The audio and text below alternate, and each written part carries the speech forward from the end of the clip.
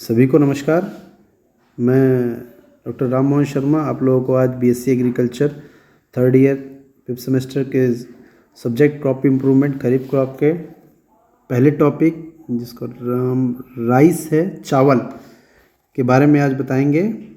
अगर चावल की बात करें तो सभी लोग जानते हैं कि भारत में चावल की खेती बहुत ज़्यादा होती है, ठीक है। और यहाँ पे भारतीयों के आहार का अभिन्न अंग भी है, ठीक है। तो सबसे पहले इसकी शुरुआत करते हैं, बात करते हैं चावल की। तो चावल जिसको इंग्लिश में राइस कहा जाता है, और सबसे पहले बात करें इसके बॉटनिकल नेम की, तो इसका बॉटनिकल नेम ओराइजा सटाइवा है।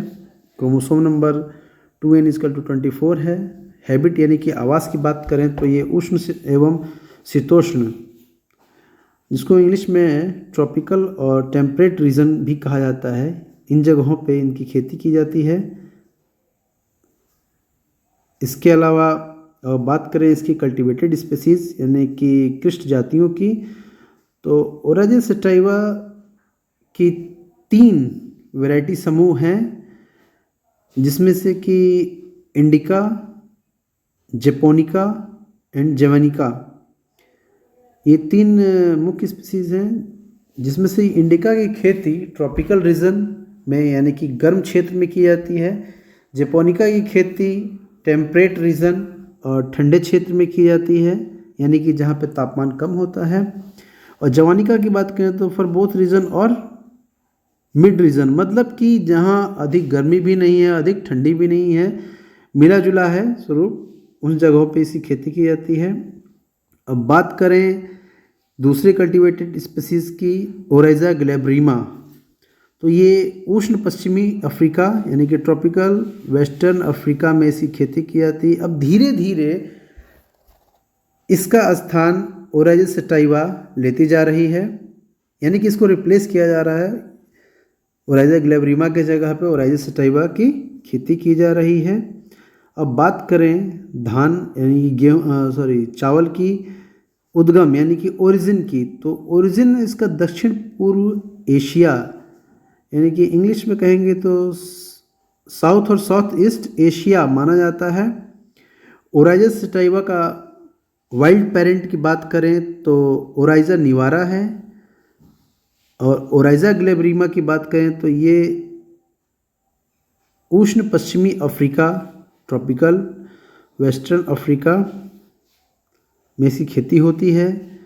और वाइल्ड पेरेंट की बात करें तो ओराइजा ओवी लिगुलाटा है, जो कि वाइल्ड स्पीसीज है एक, जिससे कि ओराइजा ग्लैब्रिमा का जन्म हुआ है, ठीक है। इसके आगे बात करें रिप्रोडक्शन की, तो राइस में रिप्रोडक्शन के लिए देखा जाए तो इसमें लैंगिक जनन होता है।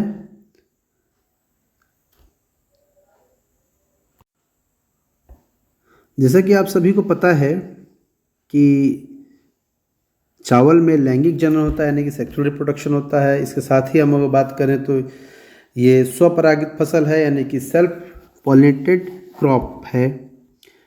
इसमें पुष्प क्रम की बात करें यानी कि इन्फ्लोरेसेंस की, तो पुष्पगुच्छ पेनिकल होता है जिसमें कि दाने बनते हैं, आप भी जानते होंगे इस चीज़ को। अब बात करें ब्रीडिंग ऑब्जेक्टिव, तो अगर जो चावल में ब्रीडिंग ऑब्जेक्टिव की बात की जाए तो मुख्य रूप से किसान का जो मुख्य उद्देश्य होता है सबसे अधिक उत्पादन यानी कि अधिक उपज की बात करें, हायर ईल्ड। तो ईल्ड कब बढ़ता है? जब धान के पौधे में पुष्पगुच्छ की लंबाई यानी कि पेनिकल की लंबाई जब ज़्यादा होगी तो उसमें सबसे पहला फ़ायदा ये होगा कि प्रति पुष्पगुच्छों दानों की संख्या अधिक होती है। हाँ, और तीसरा कि उसमें टेस्ट वेट अधिक होना चाहिए। टेस्ट वेट अधिक होने का मतलब कि प्रत्येक बीज का भार अधिक होना चाहिए, ठीक है। और प्रत्येक एकक क्षेत्रफल यानी कि यूनिट एरिया में पुष्पगुच्छों की संख्या अधिक होनी चाहिए। अगर जो ऐसा होता है किसी किस्म में तो वो किस्म अधिक उत्पादन देने वाली किस्म कहलाती है। फिर दूसरी सबसे बड़ी चीज़ आती है कि दानों की गुणवत्ता, क्वालिटी ऑफ ग्रेन्स, चावल का पकना। कभी कभी आपने देखा होगा कि चावल कुकर में डाल के पकाते हैं या किसी भी ऐसे बर्तन में, गहरे बर्तन में जिसमें कि चावल पकाया जाता है, और वो या तो अधिक गीला हो जाए या फिर सूख जाए तो वो अच्छा नहीं माना जाता है। तो चावल का मतलब यहाँ पे कुकिंग क्वालिटी से है कि चावल अच्छी तरह से पक जाए, कच्चा ना रहे या अधिक गीला ना हो जाए। और सबसे बड़ी बात करें गुणवत्ता की, तो चावल में सुगंधित होना चाहिए। ये तो सभी जानते होंगे कि सुगंधित चावल को अधिक पसंद किया जाता है, सेंटेड राइस इसको कहा जाता है। जैसे बासमती मुलायम भी होता है खाने में और सुगंधित भी होता है। बात करें कुटाई एवं प्रसंस्करण की, प्रोसेसिंग की, तो धान की कुटाई में सबसे बड़ी एक समस्या होती है कि उसके छिलके का चावल पे से हट जाना। अगर जो हस्क जिसको कहते हैं या भूसी भी कहते हैं, अगर कुटाई के समय या सेलर में धान को डालते हैं और उसमें से चावल साफ नहीं निकल पा रहा है, तो ये कहा जाता है कि इसकी कुटाई अच्छी नहीं हो रही है या कुटाई की क्वालिटी अच्छी नहीं है। तो ऐसा भी नहीं होना चाहिए कि धान का छिलका बहुत सख्त हो, धान का छिलका मुलायम होना चाहिए।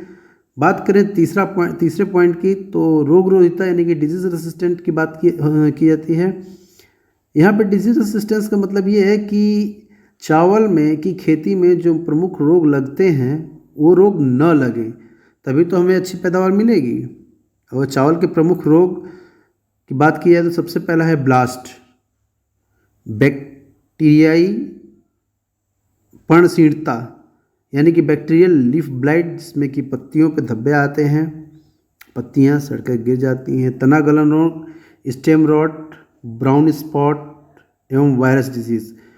तो इन सभी अवस्थाओं में ही हमें फसल की उत्पादन क्षमता कम हो जाती है, जिससे कि किसान को भारी नुकसान हो जाता है। तो ब्रीडिंग के माध्यम से इन फसलों में ऐसी किस्मों का विकास करना कि जिनमें ये निम्न रोग न लगते हों। अब अगली बात करें कीट रोधिता की, इंसेक्ट रेसिस्टेंट। तो धान की बात करें कीट की, तो भूरा पादप फुदक ब्राउन प्लांट हॉपर लगता है, जिसकी वजह से फसल का उत्पादन कम होता है। गंधी बग कीट, ये बहुत ही खतरनाक कीट होते हैं जो कि पौधों से रस चूस लेते हैं। गालमेज है, ये भी पौधों को नुकसान पहुंचाता है। तो यहाँ पे कीट रोधिता का मतलब ये है इंसेक्ट रेसिस्टेंट का कि इनसे रोधित पौधे बनाए जाएं, नई किस्में तैयार की जाएं जिनमें कि इस तरह की समस्याएं देखने को न मिलें। फिर बात करें प्रजनन युक्तियों की यानी कि ब्रीडिंग अप्रोच की, तो सबसे पहले बात करेंगे पूरा स्थापन यानी कि इंट्रोडक्शन। इंट्रोडक्शन का मतलब होता है कि कहीं से किसी दूसरे देश से या किसी ऐसे स्थान पे ले आना जहाँ पे उसकी खेती पहले कभी नहीं हो रही हो। तो खेती के लिए सीधे विमोचित किस्में CH1039 जो कि चीन से कश्मीर में पुनर्स्थापित की गई थी। फिर एक काफ़ी प्रचलित किस्म है नॉरिन 18, जापान से हिमाचल प्रदेश में आयातित की गई थी। फिर एक बहुत ही पॉपुलर किस्म यानी कि बहुत ही प्रचलित किस्म की बात करें मंसूरी, तो ये जैपोनिका और इंडिका का क्रॉस है, संकरण से प्राप्त, मलेशिया से आंध्र प्रदेश में पुनर्स्थापित हुई थी। फिर एक भारतवर्ष में बहुत ही प्रचलित किस्म IR8, हो सकता हो आप लोगों ने नाम ना सुना हो IR8 का, लेकिन ये पूर्वी उत्तर प्रदेश में इतनी प्रचलित किस्म थी कि लोगों ने अपने बच्चों का नाम IR8 रखना शुरू कर दिया था। IR8 ईरी यानी कि इंटरनेशनल राइस रिसर्च इंस्टीट्यूट से 1968 में पुनर्स्थापित भारत में धान प्रजनन की दिशा बदलने वाली घटना के लिए उत्तरदायी है।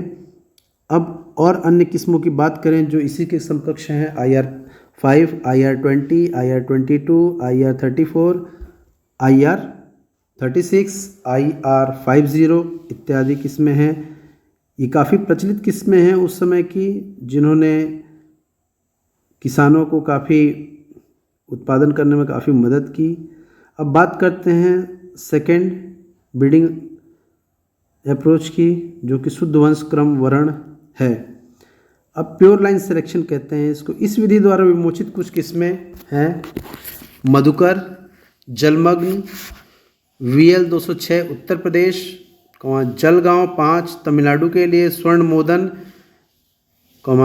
विटिला 2 ये केरल के लिए है, जानकी बिहार के लिए है, जलनिधि पश्चिम बंगाल के लिए है, नगोबा मेघालय आदि के लिए है। SR-26B लवणता रोधी किस्म है और FR-43B ये बाढ़ सहिष्णु किस्म है।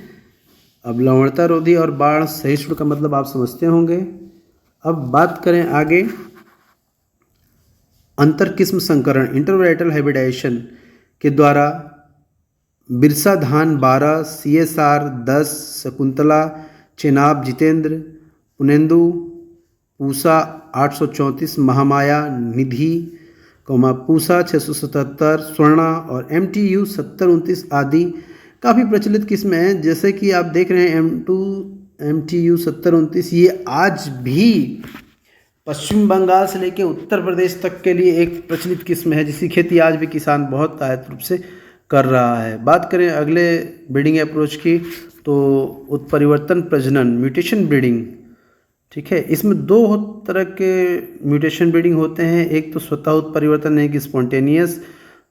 तो स्पॉन्टेनियस यानी कि स्वतः उत्परिवर्तन के द्वारा GEB24 कोनामनी किस्म से तैयार किया गया है एवं श्यामा सुगंधित किस्म काली मूछ से। इसके बाद बात करें इंडक्शन म्यूटेशन यानी कि प्रेरित उत्परिवर्तन, यानी कि किसी भी प्रकार का जोर लगाकर उत्परिवर्तन किया गया। फिर उसमें सबसे पहली किस्म है जगन्नाथ T141 का बौना उत्परिवर्ती है। फिर 70 है, ये केवल 70 दिन में पककर तैयार होने वाली उत्परिवर्ती किस्म है। K68 जम्मू कश्मीर में इसकी खेती होती है। शंकर उत्परिवर्ती 25 ये पंजाब के लिए है। परभणी एक प्रभावती ये किस्में मुख्य रूप से महाराष्ट्र में हैं। AU1 फॉर तमिलनाडु में, इंदिरा उड़ीसा में एवं विराज पश्चिम बंगाल में। अन्य उत्परिवर्तित किस्में आपकी हैं CNM6, CNM20, CLM25 और CLM31। AU4 मोहन, पद्मिनी, रश्मि, PL56, IET60 और नीचे आपकी है IET58, 78 एवं HUR36 मसूरी का बौना एवं अपेक्षाकृत शीघ्र पकने वाला उत्परिवर्ती आदि हैं। अन्य युक्तियों में से भी कुछ किस्मों को विकसित किया गया है, जैसे KHR1, CNRH3, CRH1। अगली किस्म की बात करें CORH1, PHB71 ये आदि मुख्य रूप से आपकी वो किस्में हैं जो धान की खेती में काफ़ी इन्होंने सहयोग किया है। अब आप लोगों को इसके नोट्स कॉलेज के व्हाट्सएप ग्रुप पर भेज दिए जाएंगे, ठीक है। फिर अब अगली क्लास में आप लोगों से मिलते हैं। Okay, bye.